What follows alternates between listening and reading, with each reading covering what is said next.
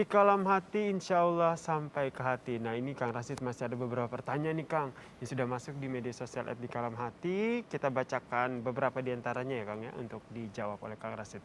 Assalamualaikum warahmatullahi wabarakatuh. Kang Rashid, adakah orang yang benar diberikan kelebihan oleh Allah Subhanahu wa taala untuk menyembuhkan penyakit?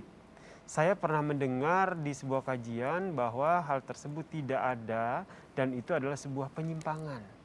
Silakan Kang. Ya, terima kasih teman hati rahmati Allah Subhanahu wa taala bahwa penyakit yang menimbulkan sakit itu episode. Sehat episode hidup, sakit episode hidup. Bagi orang yang beriman, jangan gagap di setiap episodenya. Harus jadi bintang utama. Ketika engkau sehat, bersyukur atas sehatmu. Ketika engkau sakit, sabar atas sakitmu. Karena ada dua sisi ini menimbulkan amal dan menimbulkan ibadah kepada Allah Subhanahu wa taala. Pertanyaannya, ketika engkau ditiban sakit, ketiba sakit, maka engkau berjuang untuk berobat. Anjuran Nabi bahwa ketika engkau sakit, tadau ya ibadallah. Hendaknya kalian berobat. Berobat untuk menyembuhkan sakit itu ibadah. Pergi ke dokter jadi ibadah. Menjaga diri menggunakan masker untuk menghindari penyakit itu ibadah. Kemudian memakan makanan herbal untuk imun naik itu ibadah. Karena itu perintah agama. Tadau ya ibadallah. Hendaknya kalian berobat, wala tadau bil haram. Tetapi janganlah engkau berobat dengan cara haram. Contoh makan darah ular gitu, kan haram. Betul. Makan daging babi itu haram. Berobatlah dengan obatan yang halal. Satu itu. Maka bagaimana Majelis Ulama Indonesia sibuk memeriksa vaksin, khawatir ada unsur babinya. Betul. Karena datang dari China. Alhamdulillah, MUI telah menemukan bahwa vaksin itu halal. Taib. Itu yang pertama. Yang kedua tentang bagaimana orang yang tahu tentang penyakit. Punten sekali. Yang mutlak menyembuhkan sakit itu adalah Allah Subhanahu wa taala. Lihat dalam surat Asy-Syu'ara, Allah menyampaikan, "Wa idza maridtu fahuwa yashfi." Jika aku sakit, Nabi menyampaikan, jika aku sakit Allah yang menyembuhkan. Kenapa? Likulli da'in dawa. Allah ketika menciptakan penyakit, sudah di sampingnya adalah obatnya. Maka berobatlah. Nah, tetapi jangan pernah berkeyakinan bahwa Bapak ini akan menyehatkan. Kalau berupaya silahkan. Kalau tuh ada orang mampu menyembuhkan, punten, itu mungkin Allah ngasih karunia kepadanya. Tetapi punten ini usaha.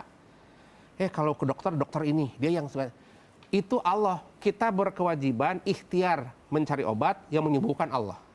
Simpan di hatimu, wa idza maridtu fahuwa yashfi. Jika engkau sakit, Allah yang menyembuhkannya. Dalam konteks ini, punten Kayasir, sering sekali terpeleset di wilayah ini. Nah itu dia tuh Kang. Dari tauhid ke musyrik. Maka ini ujian, sakit itu ujian. Kalau toh dia sabar dan ridho, sakitmu akan membersihkan dosamu. Sakitmu akan mengangkat derajatmu. Tapi kalau sakitmu dihadapi dengan tidak ridho, datang ke dukun, datang ke ini.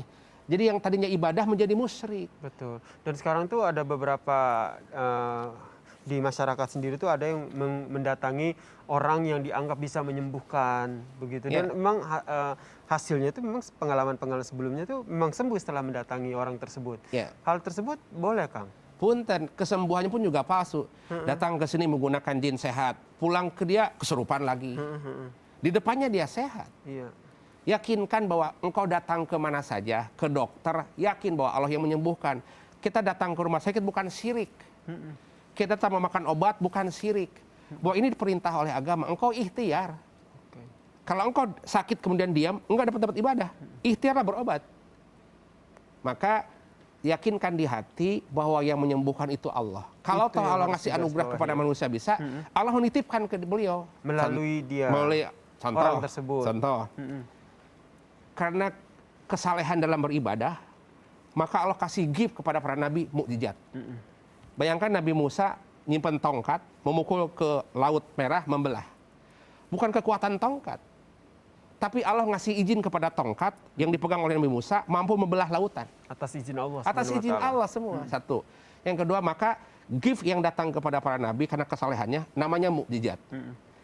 Kalau gift atau hadiah kepada para wali namanya karomat. Seorang wali nunjuk pohon jadi emas, itu Allah titipkan karomat kepada wali sehingga bisa membuat buah menjadi emas. Kalau kepada para ulama namanya maunat. Pak Kiai punten, mohon doanya. Atas izin Allah bisa menyembuhkan, tapi bukan oleh kiainya. atas izin Allah. Kiai hanya perantara, menjadi alat sebab.